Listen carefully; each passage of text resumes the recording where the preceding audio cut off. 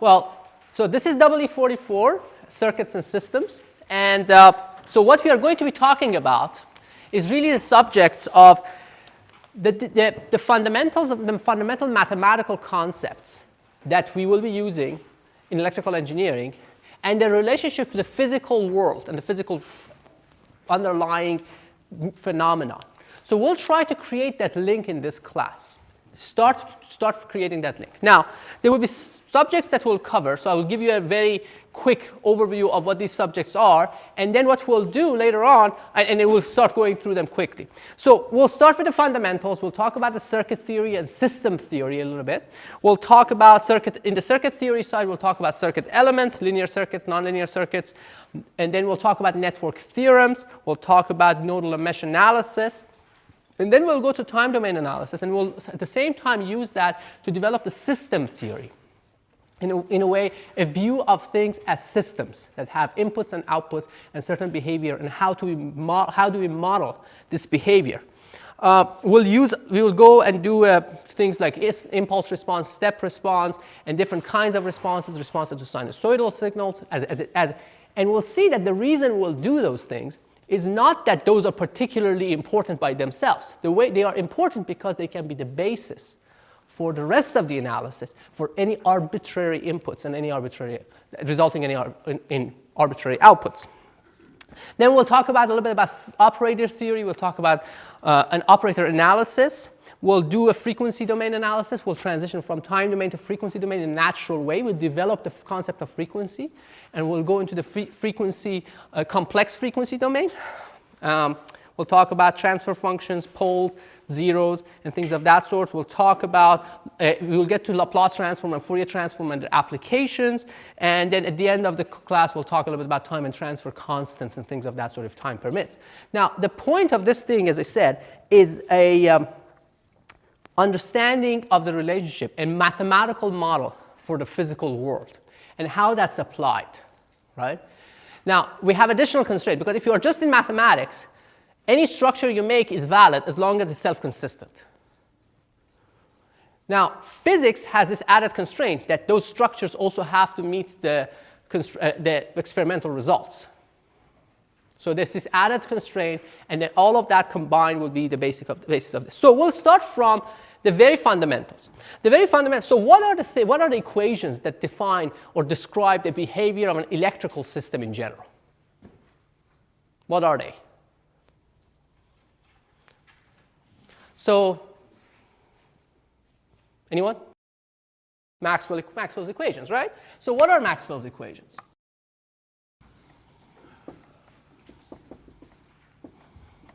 Do we remember them? So let me write them down.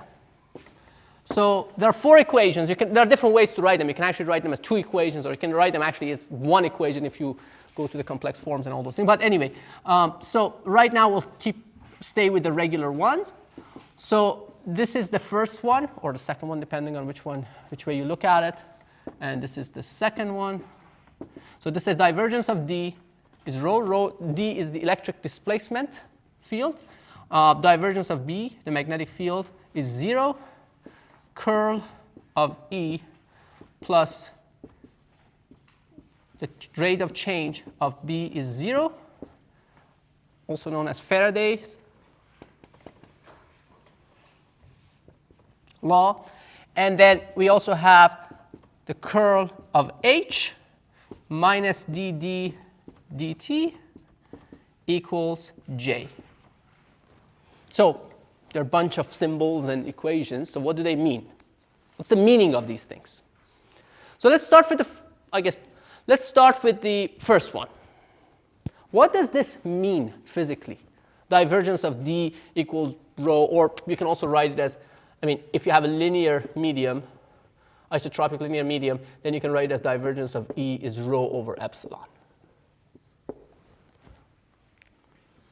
So what does that mean? What's the meaning of this thing? I'm sure you've seen these at some point in physics and all those things. So what's the physical intuitive meaning of this? Any thoughts? Okay, well, let's get started. So let me give you an example, and maybe you can do the other ones for me. help me, showing you what I mean by that. So what I mean is that when I say divergence of D is rho, it means that if I have a volume in space, preferably a small volume, the amount of flux of D that comes out of this volume, let's say this volume kind of bleeds, right, D, the displacement or electric field. If this closed volume bleeds D, the total amount that comes out, the flux, basically at any point you look at that vector and multiply it by the surface vector and see how much is coming out of it, is equal to the charge that's inside, the charge that's inside that volume. There's a macroscopic form of that which is written in the integral form. You can write it as integral of d ds over the closed surface, it's a double integral, equals q within that surface. So if you have a volume and then there's some charge in it, total charge being q, the amount of flux that comes out of this thing is essentially the integral over the entire surface is equal to the charge inside. Does it make sense? Okay? So that's what I mean by that. So what does the second one mean in the context of that? Divergence of B is 0. Yes?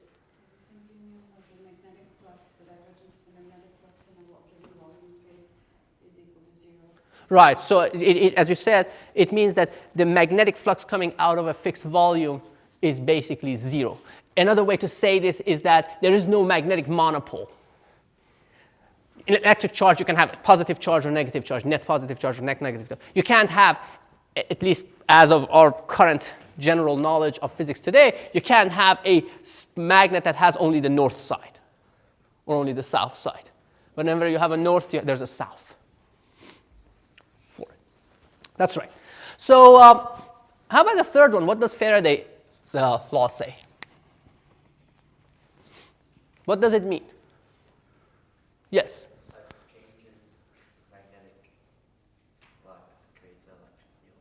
The change in the magnetic flux creates electric field.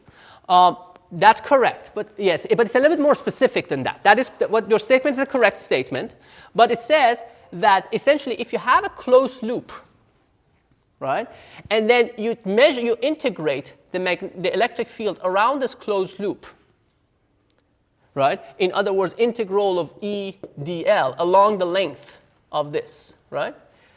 And on a closed loop, that is essentially proportional to the magnetic field, that's the change of magnetic field that happens, magnetic flux through this surface. If you want to write it in the integral form, that would be a double integral of the magnetic flux through that surface. Well, the rate of change of that, dt of that equals 0. It means that changing magnetic field produces electric field. And curl captures that circularity, right? Curl basically says that what is a curl? What do curl and divergence mean, really? The divergence is essentially the integral of the flux coming out of a volume divided by that volume when the volume goes to 0. So what it does, essentially you can think about the flux coming out of different points in space. If I take a big volume, right, around it and then integrate it, then there are different amounts of flux generated different parts of the space. It may not be uniformly generated, right? But if I start making this volume smaller and smaller and smaller, the idea here is that at some point I make it infinitesimal. So it captures really the properties of one point in space. Now, but if I just make it infinitesimal, the flux will also become infinitesimal. That's why you normalize it to the volume. So essentially it's the integral of dds over that volume divided by the volume when volume goes to 0. So you make the volume very small so it gets normalized. So as you reduce the size of the volume, the flux goes down, so does the volume, so the ratio remains constant. So that ratio becomes a property of that point in the space. So that's what divergence of D means. That's the definition of the divergence.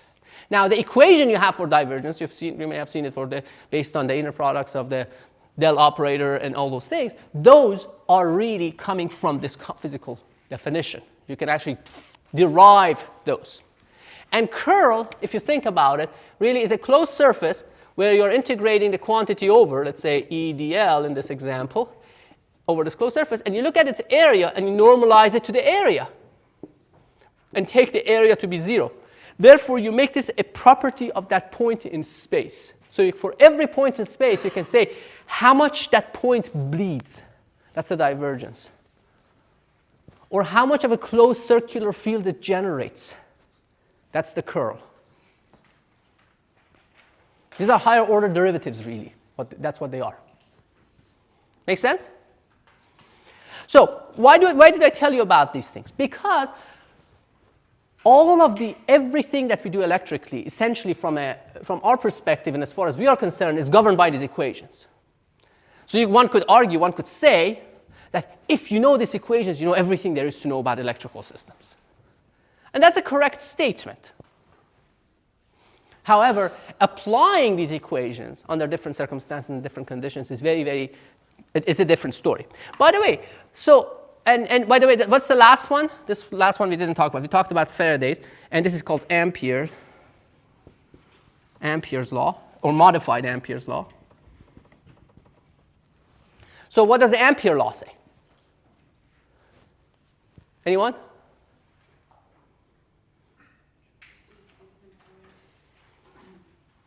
Forget about the displacement current for a second. Let's forget about that. If you didn't have the displacement current, that's the original Ampere's law. But what does that say?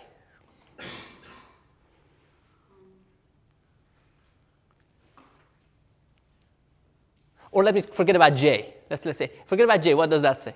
Let's say this is 0. I guess that was the line you were taking. It's essentially Gauss's law, but for closed, if you have a closed Amperian loop. Right. It's okay, no, that's fine. So if you have a closed loop, basically if you integrate H around that loop, the magnetic field, the rate of change of the electric field within that loop will induce some magnetic field. So basically, simplistically, you can say changing electric field produces magnetic field, changing magnetic field produces electric field. Now, the other thing that it also says, if you ignore this was the original Ampere's law. Ampere didn't come up with this term. Ampere's law done by Ampere didn't have this term. What it basically said is that the magnetic field in a circle that's generated, if you integrate essentially H dl over a closed loop, that is equal to the total current that passes through that closed loop. So the current is basically saying that current also produces magnetic field. This is the part that current is producing magnetic field. This is the part that varying electric field generates magnetic field. So Ampere didn't have this, right? So when Maxwell came, and this is why these are called Maxwell equations, because what Maxwell did is basically looked at the symmetry of this thing in a more mathematical form, and he basically said, wait a second, there should be a term like this. What if there's a term like this? We know that changing magnetic field produces electric field. We also know, but what if changing electric field produces magnetic field? And this is called the displacement current, because it looks like a current. If I move it to the other side, it behaves like a current. So, and once he did that, something really remarkable happened. If two things affect each other, right? If I'm sitting here and holding your hand and start just pushing you back or pulling you, right?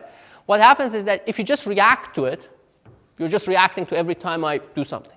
But if I do this back to me, if I push you, you push me back, right? What's going to happen? I'm going to push you, you're going to push me back. Push back, push back, push back, right? Every time you push me, I push you back. So what happens is that you can actually easily show that this produces a wave equation, these two together. And he basically predicted this is the term which is necessary to have electromagnetic waves. And what happened, this is one of the more remarkable things which I really like about this, is that he wrote these equations, that these constants, the epsilon and mu, which are basically hidden here. If I wanted to write it, basically I had to write this because B is mu h and D is epsilon E. If I plug this in, then this becomes curl of curl of B minus mu epsilon dE dt becomes J, or mu J, more accurately. So what happens is that he looked at it and said, well, okay, now if I plug this back into this guy, calculate, now if I do a curl of B here, another curl of this side, and plug it back into this thing, I get a wave equation. And then it turns out the speed of the wave is going to be 1 over square root of mu and epsilon. And he plugged in mu 0 and epsilon 0, which were calculated. At that time, they were known from magnetic measurements and electric measurements. And he got something remarkable. He said, well, wait a second, this is the speed of light. So if you actually do this calculation, 1 over square root of epsilon 0 and mu 0, you will get speed of light. And he said, wait a second, maybe light is electromagnetic wave. And that was the important thing that came out of it. Now, a little bit historical, but yes? Question? Sorry. So what happens, that's fine, that's okay, that's electromagnetics. But if we don't want to go and do full electromagnetics, right, what we are trying to do is something a little bit more specific in this class. Now, by the way, one last thing about Maxwell's equations before we get to the more specific cases of Maxwell equations is that, is there conservation? Do you see conservation of charge here? Is there do we need to have a separate equation for conservation of charge?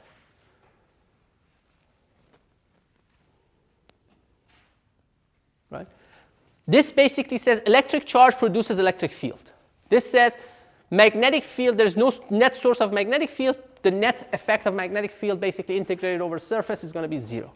This says varying magnetic field produces electric field. This says varying electric field produces magnetic field. So does current. Right? Do we need to have a fifth equation for conservation of charge? It turns out you don't, right? Because if I take divergence of both sides of this, so I get I basically take divergence of both sides. So I get divergence of the curl of H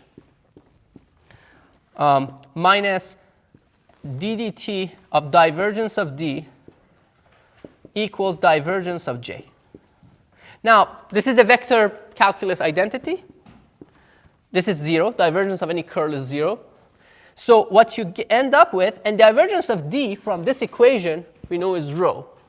So what it tells you is that divergence of, so these two together, the first and the last equation together, result in divergence of J plus d rho dt is 0. What does this mean? It means that the rate of current that comes out of a system is proportional to the rate, or proportional to the negative of the rate of the charge loss.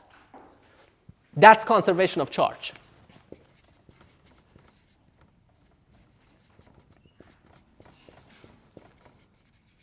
Right? Sure. How I arrived at it, or what? Okay. So what does this mean, right? Think about it. What is the divergence? So if I write this in the general kind of like a integral form, it can be written in this form. Integral of j ds over a closed surface. So let's say you have a closed surface, a volume with a closed surface, right? And then you can look at every point and you look at the surface. This is ds and this is j. You calculate how much current is coming out of this thing, the total net current coming out of this thing. It says it's proportional to the rate of charge, which is the integral of all the rate of change of the net charge inside. Because you need to integrate this over volume. If you integrate the density over the volume, you get the charge. So you get dq dt, or negative dq dt. It means that the rate that the current that comes out of it is proportional to the charge that you're losing in any given volume. Which means that you can't create or destroy charge. Charge is conserved. So conservation of charge is implicit within Maxwell equations. Now, again, this class is not about vector calculus or electromagnetics in general. You will have classes more specifically on this thing. But what I wanted to tell you, impress upon you, is that these are the underlying equations. And this is an important one. Now, by the way, where does the conservation of charge come from physically, from a physical standpoint? Where do conservation laws of physics come from?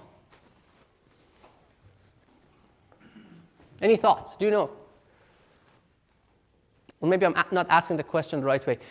Is there something more fundamental that causes the conservation laws to be there? Let's say conservation of linear momentum. Let's forget about charge for now. Where does that come from? What is in the nature that leads to the conservation of linear momentum, for example? Do we know? Yes? No, conservation of energy is a different conservation. So, but they don't imply necessarily each other, right?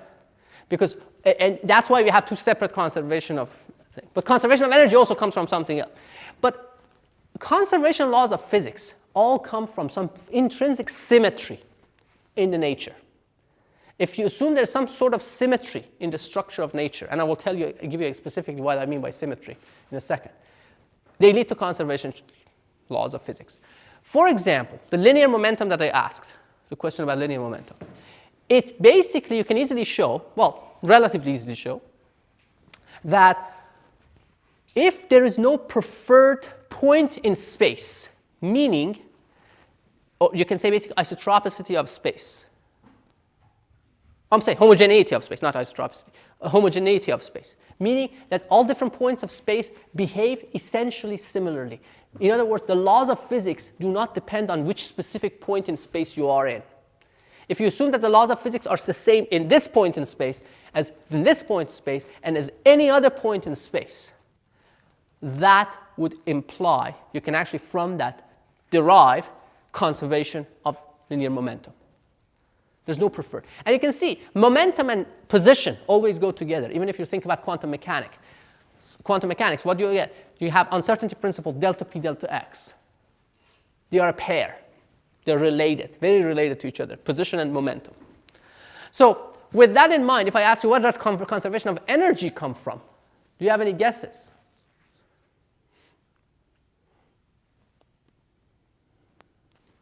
Any thoughts? Throw a guess.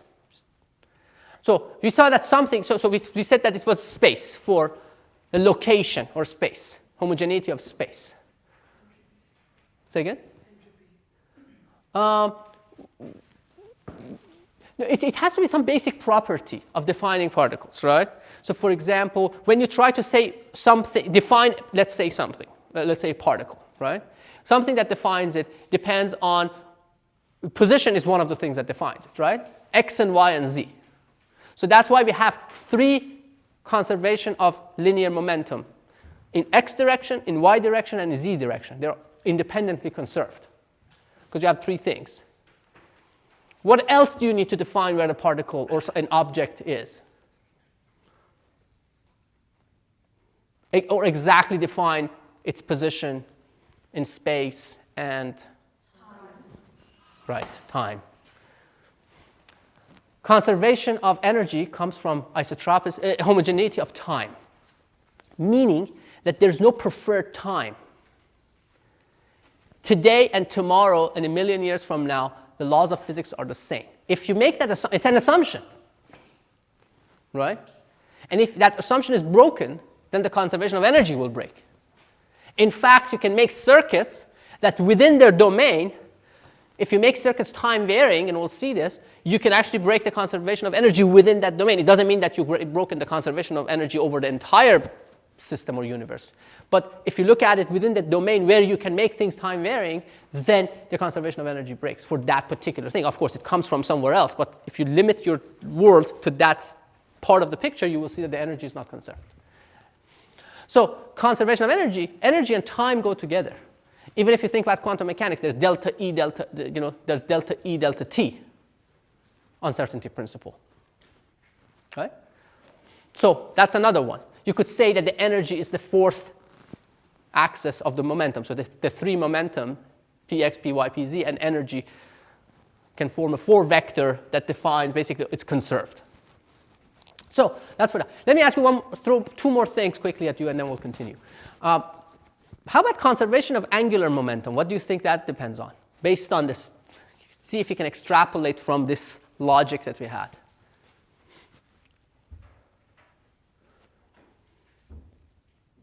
Yes? One angle isn't different from another angle, right? So Is that exactly? So that's called actually isotropicity of space that I was talking about. Space is isotropic. There's no preferred direction in space. The laws of physics looking in this direction and that direction and that direction and that direction are all the same. If you just assume that, you get conservation of angular momentum. So now, conservation of charge. Where do you think that comes from? That's a little bit less obvious, actually, than those. So, you know, in quantum mechanical functions, when you look at quantum mechanical wave functions are these complex functions. You can add any arbitrary phase to them. That arbitrary phase, if you add an arbitrary phase to all of your wave functions, it still is a valid solution. And that arbitrary, so that there's no preference for that phase. There's no preferred phase for a periodic thing in principle. So they are all equally valid. A sine and cosine are essentially equally valid, or they're equally the same thing. It depends on where you define the origin of your time, right? If you start with a sine or cosine, if you start with a cosine and shift your time base by a quarter of the period of that, you will end up with a sine. But it's essentially the same function. So that function, that shape, is independent or invariant with that phase. And that phase is essentially what produces that independence of that phase is what leads to conservation of charge. And so on and so forth. So now, why did we talk about this? Because we want to understand where these things come from. I want to make sure that you realize that there's a link to the physics of the things. But now, so think about now we are not going to go through the rest of this class and solve Maxwell equations. There are other classes where we do this, but this is not the class. What we are going to do, we are going to look at a special case of these Maxwell equations. And what is that special case? That special case is when you start thinking about systems whose dimensions are much smaller than the wavelengths of interest. And wavelengths are, of course, related to the frequencies of interest through the speed of light, right? So, for example, if you have something that's operating at a certain frequency, it has a certain wavelength, right? So if something is operating at 1 hertz, what is its wavelength? What's the wavelength at 1 hertz? What is it? C, exactly. Well, C times 1, 1 second. So it's 300,000 meters, 300,000 kilometers, right? That's the distance light travels in 1 second. Now, if something is operating at, let's say, 10 gigahertz, then the wavelength is 3 centimeters. So the question is that so we are talking about systems when the dimensions of the system is much smaller than the wavelengths of interest. So if that condition holds, this is what we call, in the most general case, circuits. So circuits are when the dimensions of, or the regular standard lumped circuit, more accurately, lumped circuits. Lumped circuits. So is when the dimensions of interest are much smaller than the wavelength.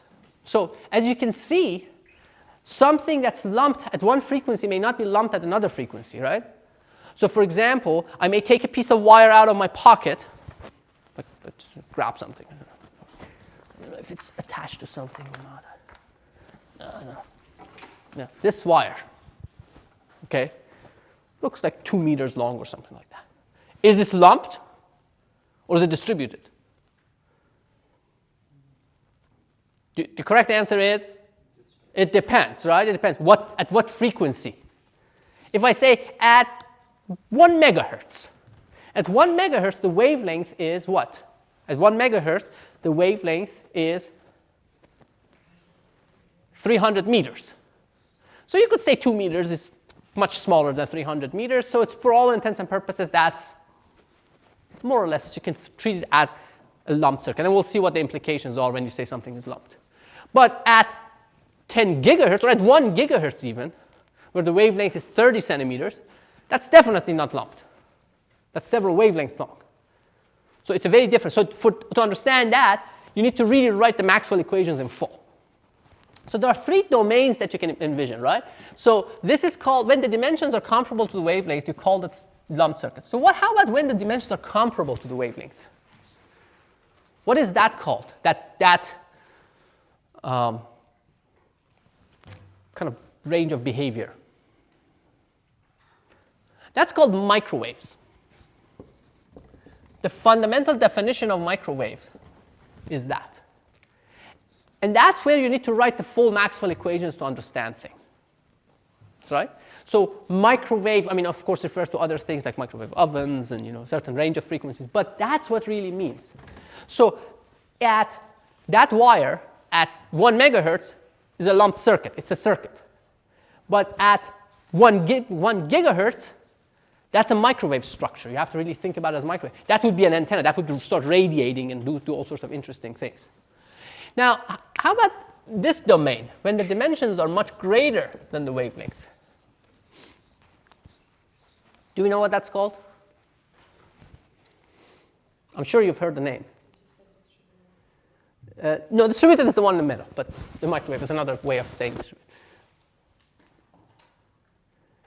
You've heard it even more than distributed.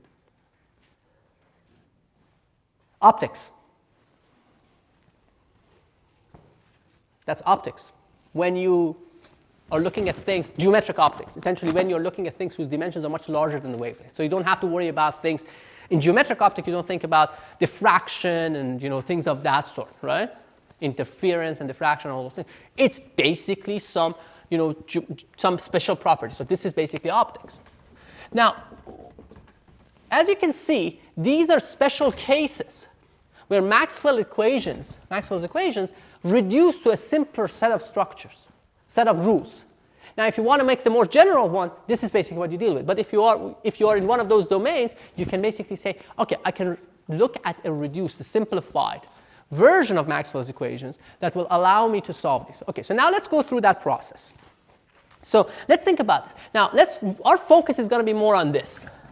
Now, what is the implication of this thing? Another way to think about this is that the speed of light is very high. When you talk about circuits, the implicit assumption is that the propagation happens instantaneously. There is no delay, there's no lag between things happening, right? Now, because if the dimensions are much smaller than the wavelength, then it means that those dimensions would be covered at times much smaller than the time scales of interest. That's another way of saying it, right? If you think about the relationship between frequency and the wavelength. And what does that mean? That means that you actually you can assume that the speed of light is infinity in the circuit domain. So that's one assumption we are making. Sometimes people don't say it explicitly, but I'm going to say it explicitly. So the assumption is that the speed of light is infinity here. And that will have implications. For example, if you go to this equation, right, and assume the speed of light is infinity, then this quantity becomes 0. Then this term won't matter, right? So it means that if you look at that, it means that you won't get any charge. And you remember this term came from that term. So it means that the divergence of J is going to be 0, which means that you get no charge accumulation. What does that mean? It means that on the nodes of the circuit, and we haven't defined really the nodes yet, but you don't get net charge accumulating. The charge only passes through your wires. You don't get net charge accumulated on your wires if you make this assumption, because you assume that speed of light is infinite, because you're assuming the dimensions are much smaller than the wavelength. So that's for that. That's fine. But now let's get a little bit more specific about what we are talking about when we are talking about lump circuits. So there are a bunch of definitions that we'll have to deal with. So when you're dealing with something like that, you're dealing with what we call elements. Again, these are some basic definitions. So we are going to go through basic definitions. Just make sure everyone. Sometimes they're called branches too. Now, the elements have leads. The wires that come out of them, right? They're called leads. So these elements have leads, and they basically, for something to be a circuit, any lead should be connected to at least another lead in your net to form a network. So for example, if I make something, I don't know,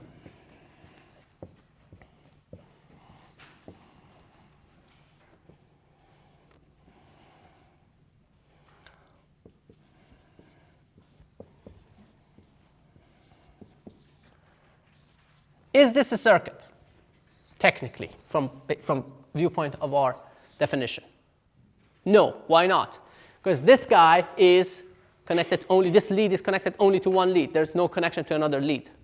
But if I were to, for example, connect it here, then it would be a circuit, as long as its dimensions are, again, much smaller. So this is the implicit assumption. And we'll stop writing this very soon. So whenever you're talking about circuits, that's the implicit assumption. If you see something is not working, one of the things you should look at is that if this assumption is still valid. Okay? So now, there are these other things. Whenever two or more leads meet, we call that a node.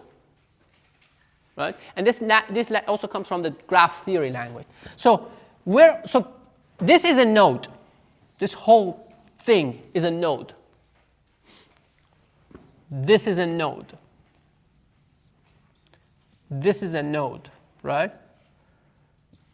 This is a node. So is this one. Right? So when I said there's no charge accumulation when the speed of light is infinity, so this is another way of saying speed of light is infinity. And from Maxwell's equations, we saw that there's no charge accumulation. It means that you can't have net charge. You can't have like a Q sitting on this node. The other implication of the speed of light being infinity is that if you have a current going into this thing I at some time t, what is the current that comes out of the other side? I of t for lumped elements. Because of this infinity, the speed of light being infinity, there's no propagation time and there's no charge accumulation. Therefore, there has to be absolutely the same current at the same time coming out of it. This is not true in, for example, microwave structures, distributed structures. Let me give you an example. If I have a piece of wire, a straight piece of wire, right? Let me just grab this. So let's say this is a piece of wire, and this is how you make an antenna, a dipole or monopole antenna, right? So I can drive it here, or I can make two of them on two sides, and drive it with a differential input, basically two things that go in out of phase, and we'll talk about those a little bit more later on. Now, if you have a source here, you will see current is going into this thing. You will see AC current going in, coming out, going in, coming out. Obviously, there's no current coming out of this end. Because if it were, what would you see here? You will see sparks and arcs and things of that sort, right?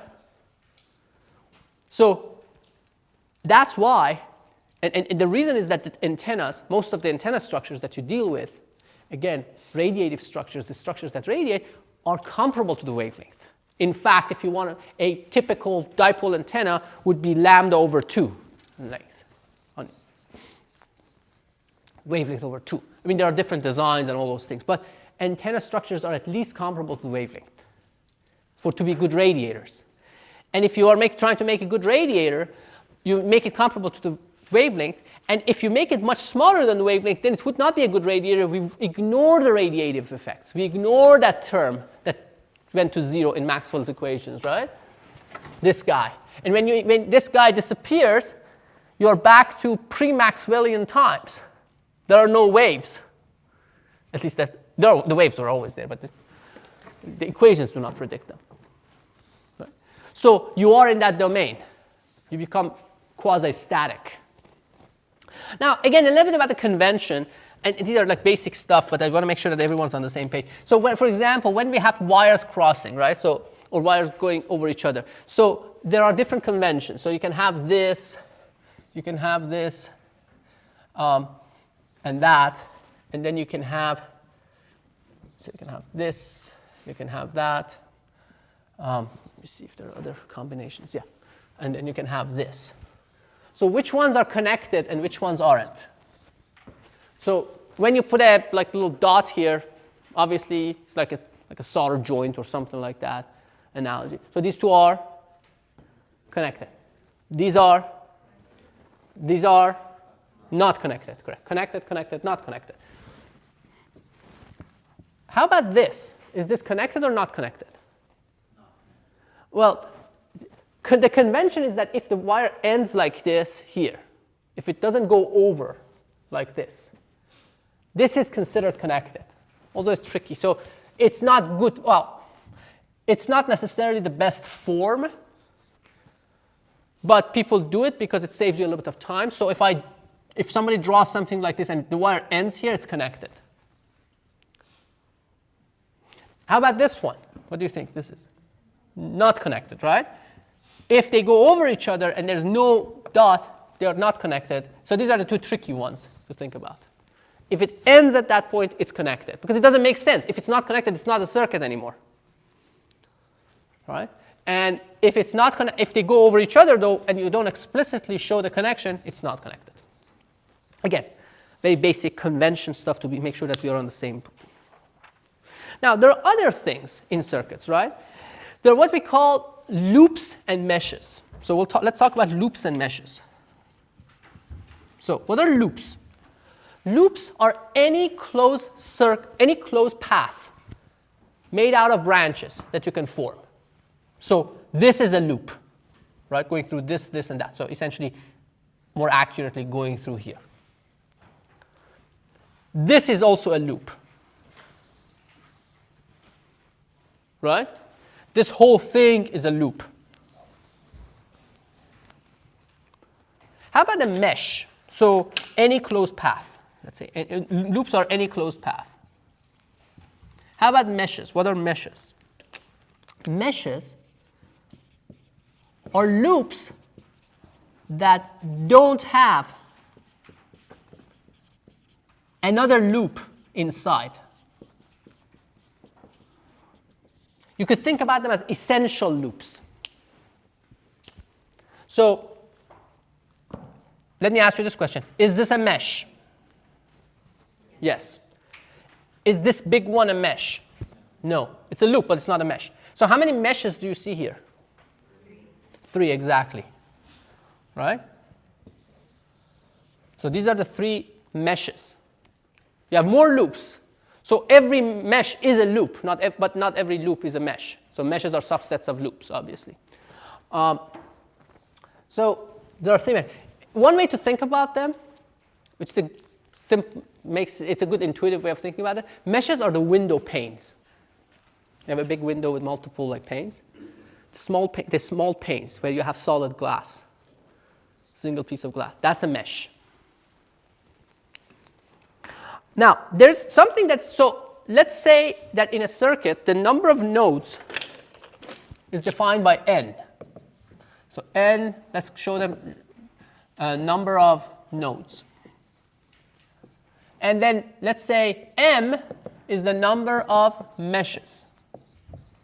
And n is the number of nodes.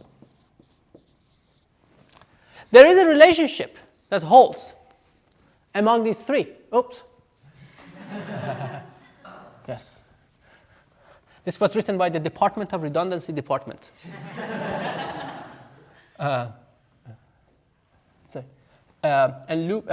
Branches. B is the number of branches. So these are the branches, right? These are the meshes, and these are the nodes.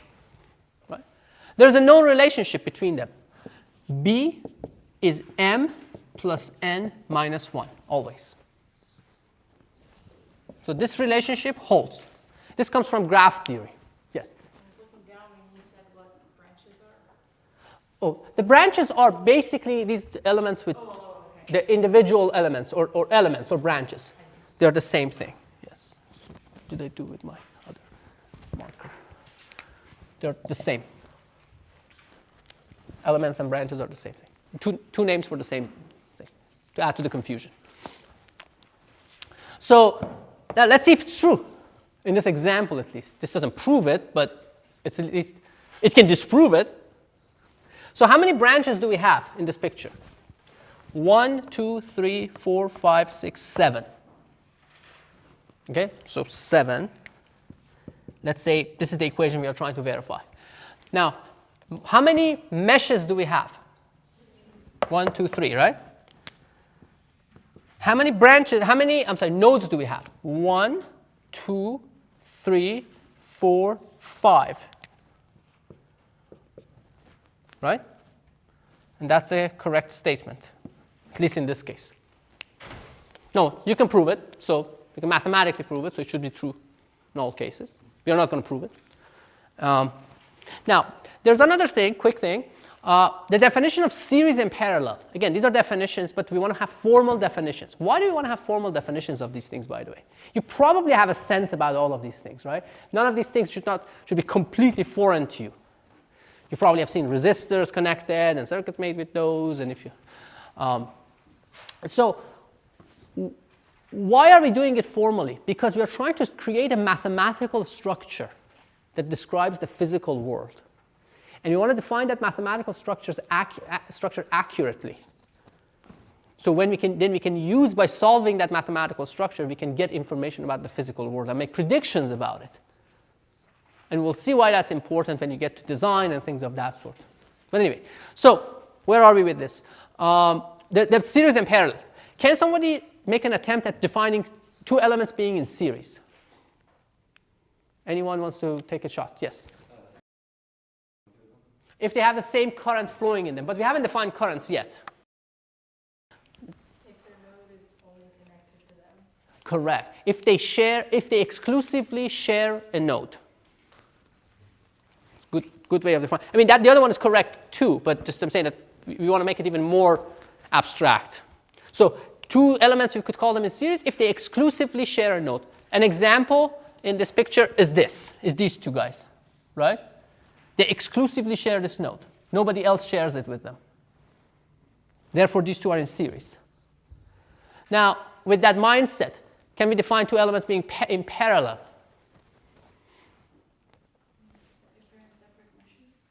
If they're in separate meshes? They are in separate meshes. So, for example, this one and that one are in parallel by that definition? No, right? Good trying. Let's keep doing it. That's good. I encourage everyone to do it. This is the place to do it. How would you say two elements? Now remember, these two elements or branches have two leads or two terminals. If you want them to be parallel, I'm assuming that everyone has a sense of what parallel means, right? So, yes.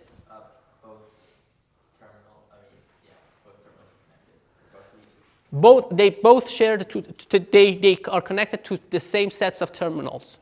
Their terminals are connected. Both of their terminals are connected to each other, right? So these two terminals are connected to each other. These two terminals are connected to each other. That's parallel. Okay, so that's really kind of like the very kind of structural graph theoretical definitions of things, right? Now, what the next level is of things that we will look at and talk about is we'll look at some more physical parameters that involve these things.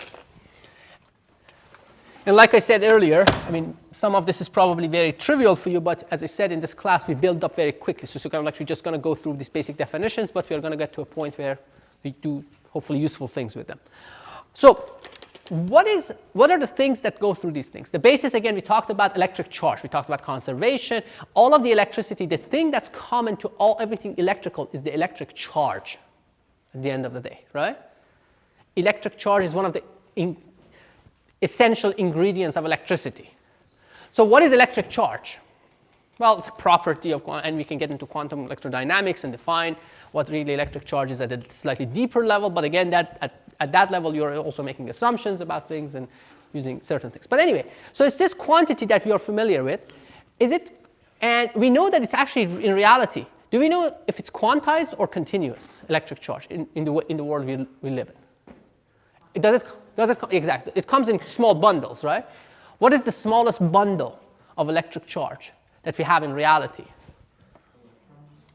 Correct. And what is the charge of the electron? No, the other way around. 1.6 10 minus 19 coulombs.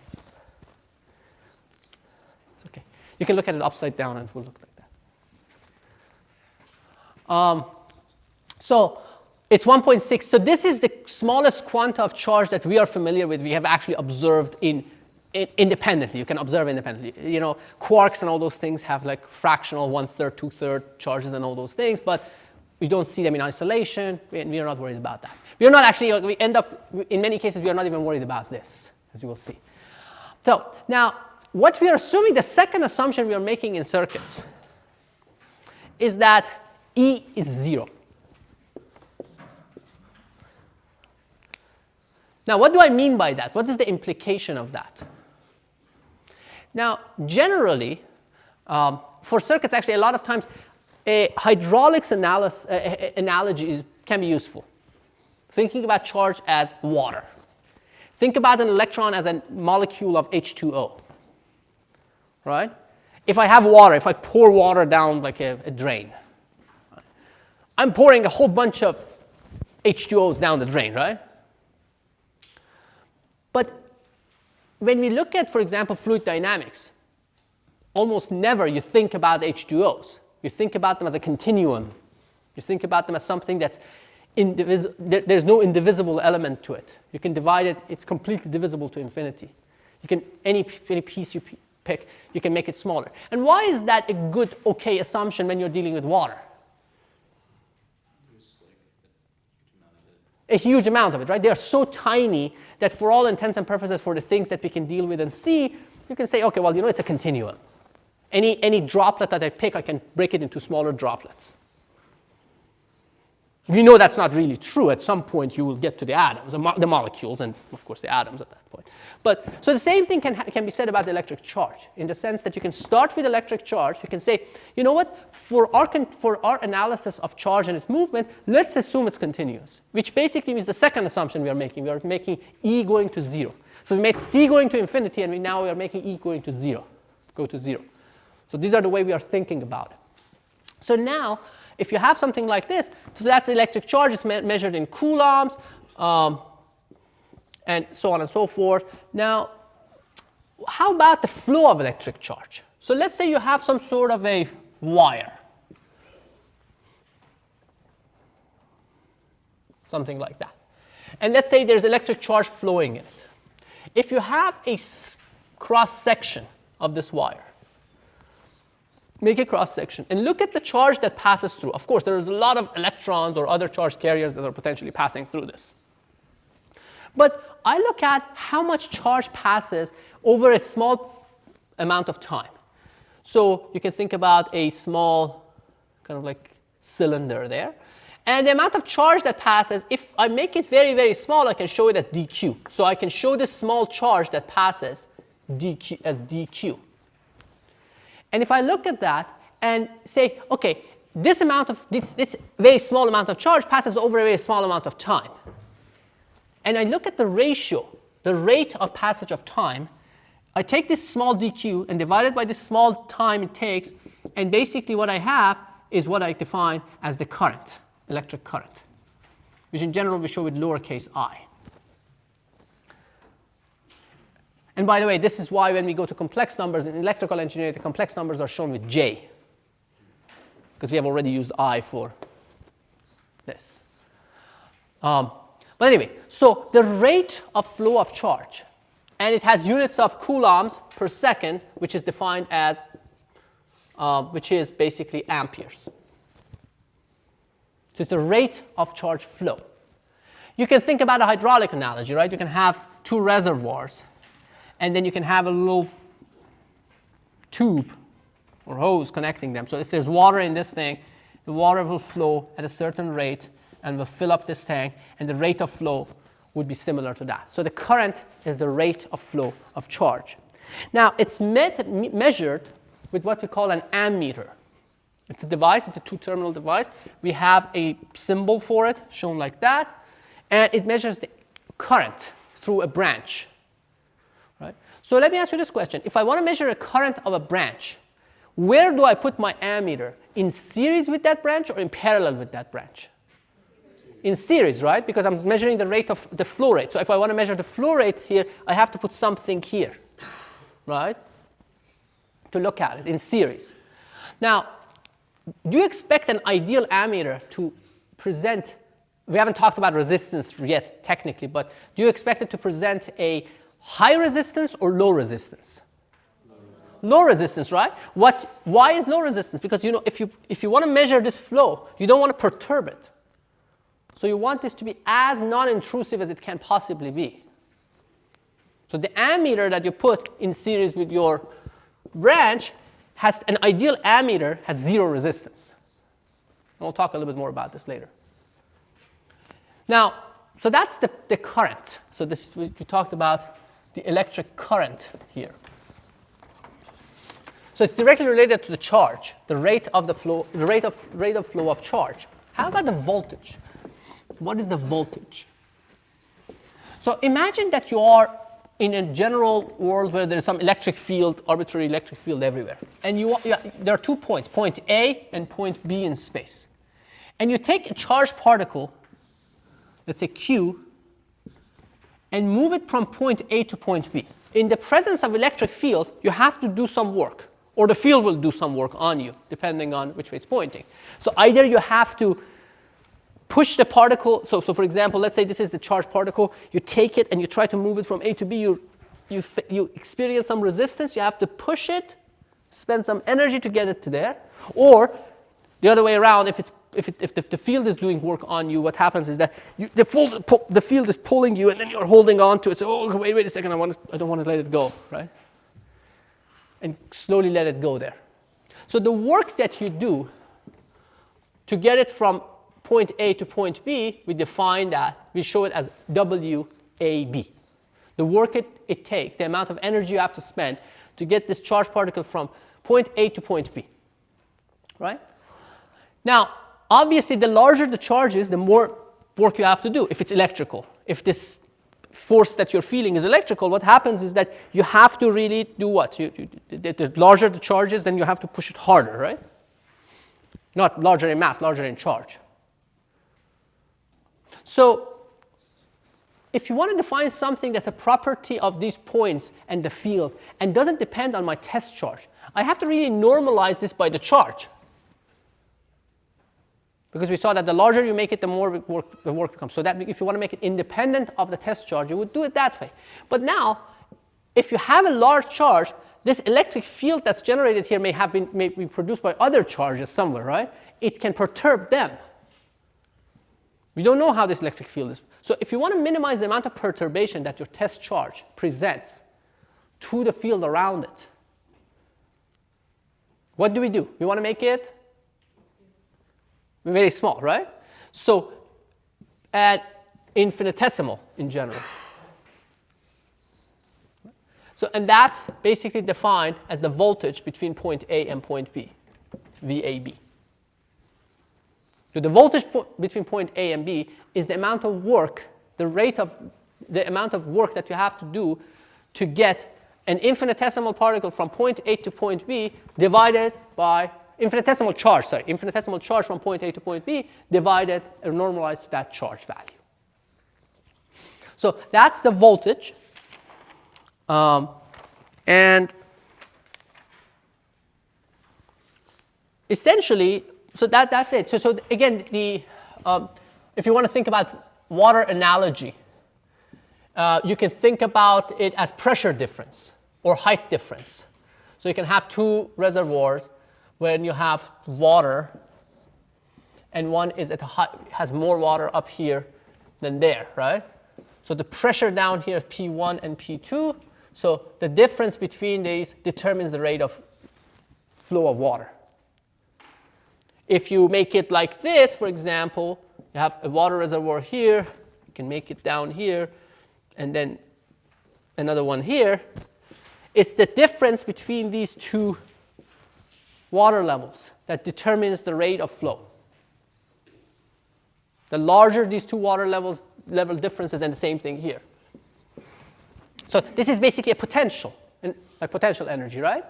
Except for the fact that it's electrical. That's why it's called electrical potential. It's the electrical equivalent of a mechanical potential. Now, again, in terms of conventions and everything, so what happens is that you can, if you have a two-terminal device, if you have something like that, an element, if this is terminal A, this is terminal B, we show this as VAB. And if I say VBA, it would be the other way around, right? So VBA, if this is A and B, VBA would be measured in this direction. So you can see the polarity is changed. If I call it VAB, is the voltage between A and B. So this is the plus and minus. So this is basically, when you see plus and minuses here, this is basically showing the convention. It defines the direction that we define this. It doesn't mean that this potential is always higher than that. It just shows that this is defined VBA. This is the potential of this with respect to that, and this says the potential of this node with respect to that. That plus and minus sign tell you which one with respect to the other one. It just basically gives you the convention of the electric voltage for that. So again, still we've been defining things, right? So maybe we can say something a little bit more interesting before we finish this lecture. So now, at the end of the day, one of the parameters that's very important is energy, right? And even more important than energy, well, not more important, a more convenient thing to look at is the power. The rate of energy exchange, the rate at which you spend energy or you take energy. So what is power? Power is, by definition, is defined as dW dt, the rate of work that you do. This is the fundamental definition of power, right? Any mechanical system, electrical system, what have you, anything, right? So now, if you're interested in electric power per se, and only for electric power, you can do it through an intermediate electrical surrogate, the charge. So I can write this way. Now, there are 2 or 3 different ways to think about this, and I want to emphasize this. One way to say, this is just a mathematical basic function. I just multiplied and divided by some number, right? So this is just a mathematical. This is like basic algebra, right? Or basic calculus, whatever you want to call it. You multiply and divide by dq, right? But it's more than that. It basically says that it's done through an electrical means. If this were a mechanical system, these would be meaningless quantities. You could write it this way, but they wouldn't mean anything. What is dW dq for a mechanical system? What is dW dq for this thing dropping? What is it? When I throw it at the board, what is it? It's nothing, right? It doesn't mean anything, right? So it only means if it's done through electrical means. So it's a little bit more than that mathematical operation. The reason you can do that mathematical operation and it's meaningful is that because it's done, and only if it's done through electrical means. So what is this, though, based on our definitions? That's the voltage. And what is this? That's the current. So this is an important result, in a way, that the instantaneous power delivered is the voltage, for example, for an element, times its current. So if you have an element, and this is its voltage, and this is its current, V of t and I of t, the power delivered, the power it absorbs, the energy, the rate of energy that it absorbs is V times I. So when this is positive, it means that you're actually absorbing energy. The element is absorbing energy. You're delivering energy to your element, right? So if I say basically P, if P is positive, it's absorbing. And if P is negative, it's producing or generating.